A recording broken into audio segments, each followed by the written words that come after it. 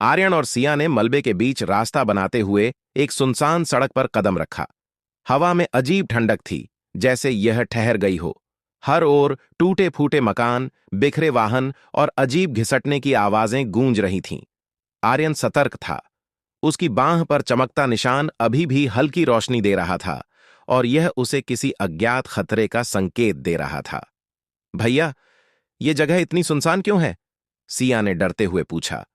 शायद लोग भाग गए हैं या कुछ और हुआ है, आर्यन ने जवाब दिया, लेकिन उसकी आवाज में भरोसा नहीं था। जैसे ही वे आगे बढ़े, उन्हें दूर से रोशनी दिखाई दी। यह एक जलती हुई गाड़ी की थी, जिसके पास कुछ लोग खड़े थे। आर्यन और सिया ने पास जाने का फैसला किया। गाड़ी के पास 5 लोग खड़े थे। उनके चेहरे डर और थकावट से भरे हुए थे।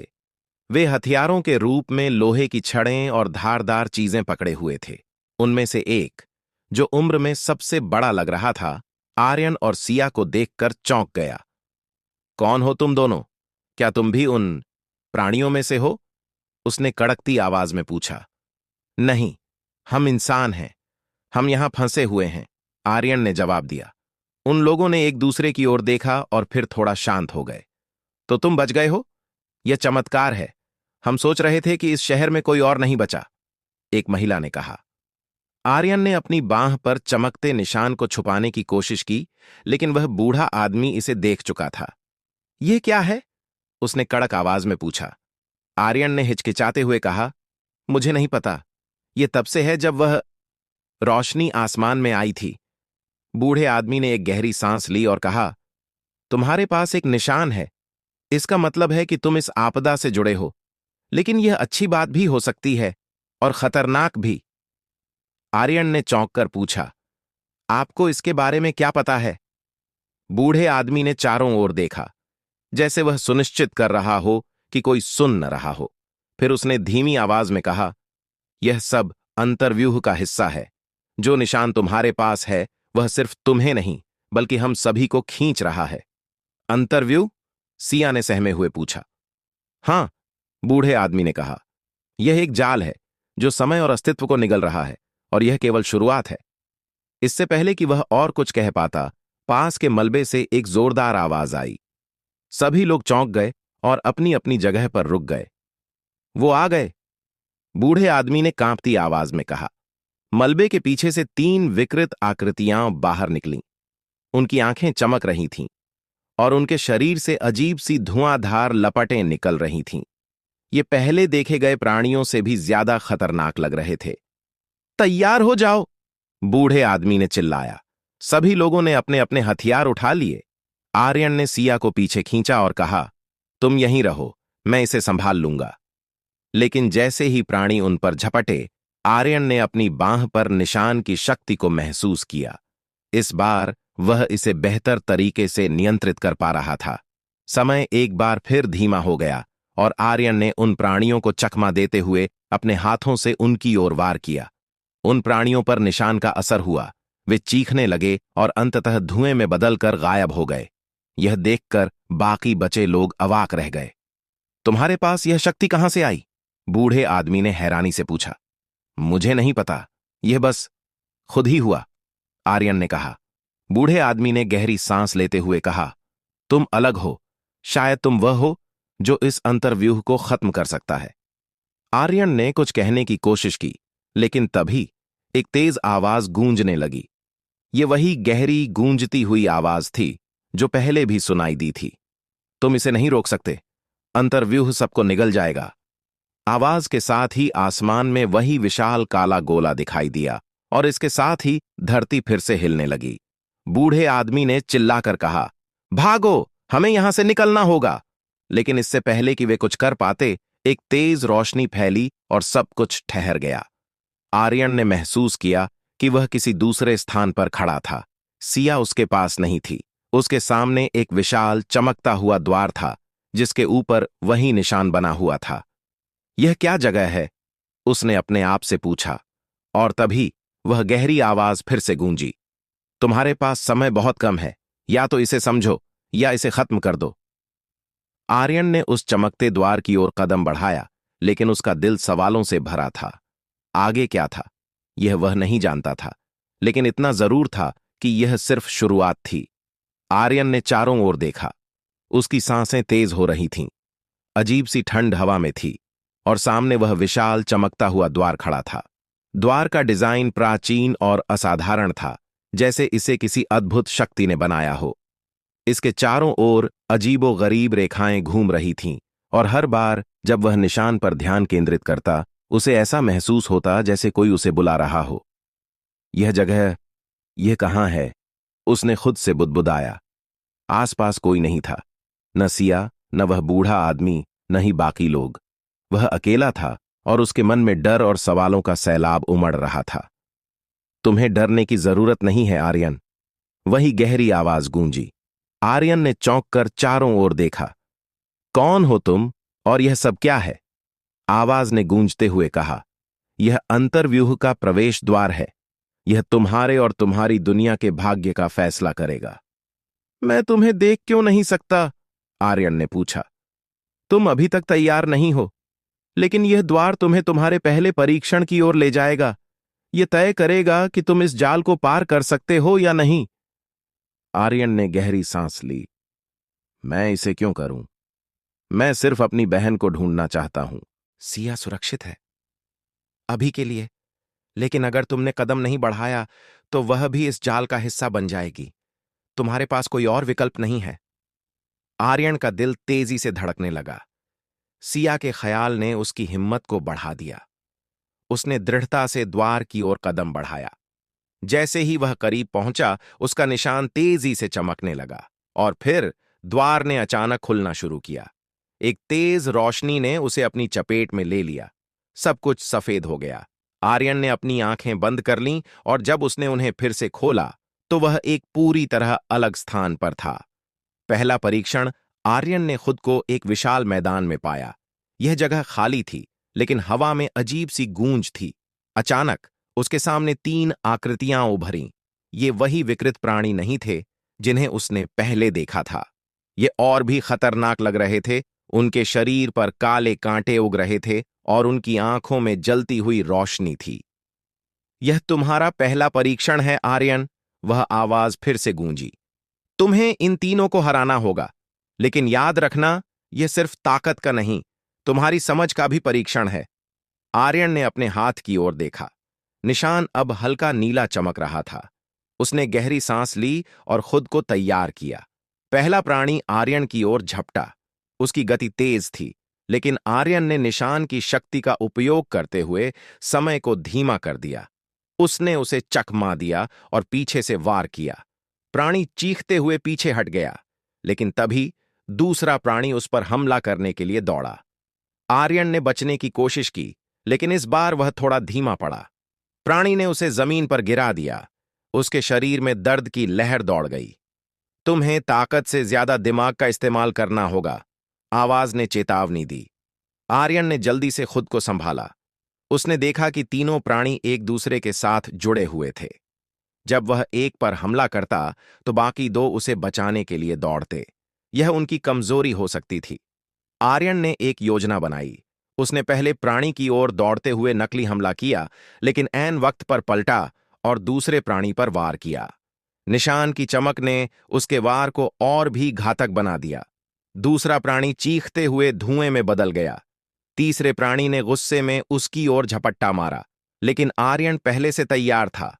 उसने अपनी गति को बढ़ाकर उसे चकमा दिया और निशान की शक्ति से उसे खत्म कर दिया। तीनों प्राणी धुएं में बदल गए। मैदान अचानक शांत हो गया। शानदार आर्यन, आवाज ने गूंजते हुए कहा। तुमने साबित कर दिया कि तुम केवल ताकतवर ही नहीं, बल्कि बुद्धिमान भी हो। लेकिन यह तो केवल शुरुआत है। आर्यन ने गहरी सांस ली। उसका शरीर थका हुआ था, लेकिन उसकी आंखों में दृढ़ता थी। अब क्या?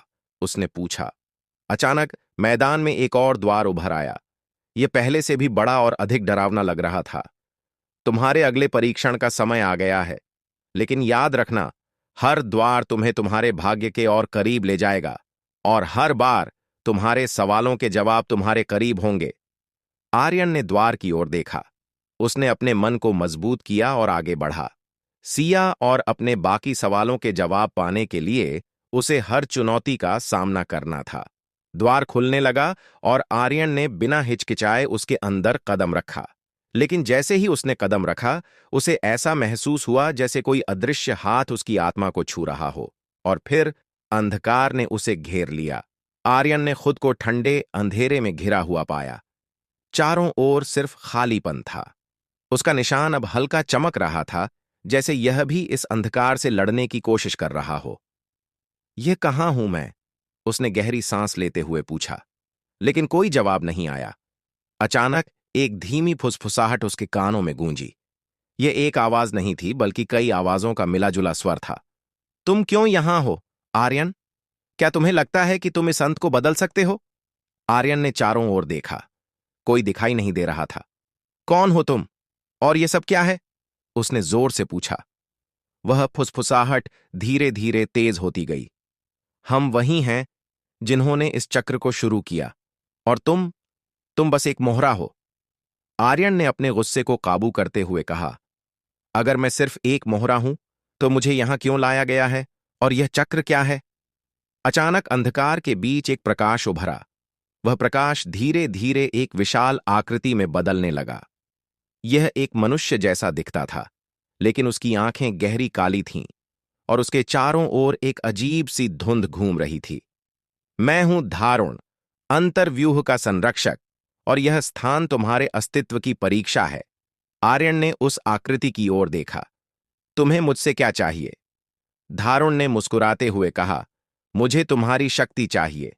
तुम्हारा निशान, यह उस चक्र की कुंजी है जो इस दुनिया को खत्म और पुनः रच सकता है। मैं तुम्हें कुछ नहीं दूंगा, आर्यन ने गुस्से में कहा। धारुण की आंखें और गहरी हो गईं। तो तुम अपने भाग्य को चुनौती देना चाहते हो? ठीक है। अचानक जमीन हिलने लगी।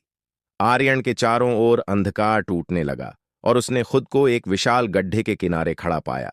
उस गड्ढे के भीतर हजारों अजीबो-गरीब प्राणी घिसटते हुए चढ़ने की कोशिश कर रहे थे।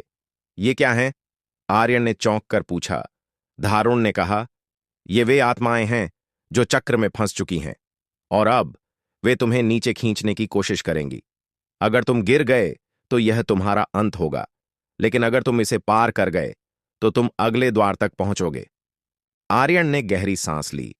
गड्ढे के दूसरी ओर एक और द्वार दिखाई दे रहा था, लेकिन वह दूर था। उसके पैर लड़खड़ा रहे थे, और वह जानता था कि यह यात्रा आसान नहीं होगी।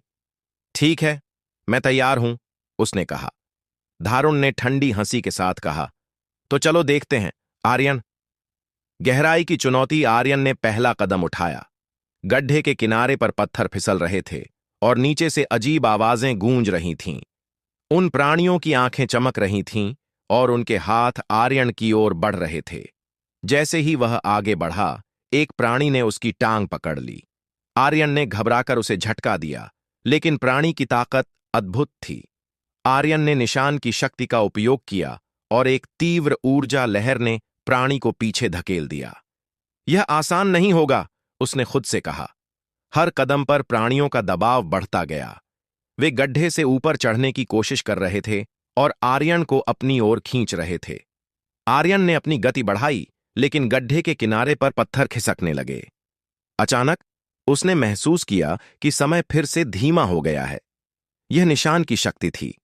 उसने इसका उपयोग करते हुए अपने अगले कदमों की योजना बनाई। उसने तेजी से दौड़ना शुरू किया, और उन प्राणियों को पीछे छोड़ दिया। जैसे ही वह गड्ढे के बीच पहुंचा, जमीन फटने लगी। अब उसे दौड़ने के साथ साथ कूदकर खुद को संतुलित भी रखना था। उसकी सांसें तेज हो गई थीं, और उसका शरीर थकावट महसूस कर रहा था। मैं सिया के लिए यह कर सकता हूं, उसने खुद को याद दिलाया। अंततः वह गड्ढे के किनारे के पास पहुंच गया, लेकिन तभी एक विशाल प्राणी गड्ढे के भीतर से निकला। यह बाकी प्राणियों से भी बड़ा और अधिक खतरनाक था। उसकी चमकती लाल आंखें आर्यन पर केंद्रित थीं। तुम यहां नहीं पहुंच सकते, प्राणी ने गहरी आवाज में कहा। आर्यन ने अपने निशान की ओर देखा। यह अब पहले से भी अधिक चमक रहा था। उसने खुद को तैयार किया और प्राणी की ओर दौड़ा। प्राणी ने उस पर हमला किया, लेकिन आर्यन ने समय को धीमा करके उसे चकमा दिया। उसने निशान की शक्ति का उपयोग करते हुए प्राणी पर हमला किया, लेकिन यह पर्याप्त नहीं था। तुम कमजोर हो, प्राणी ने हंसते हुए कहा। आर्यन ने गहरी सांस ली।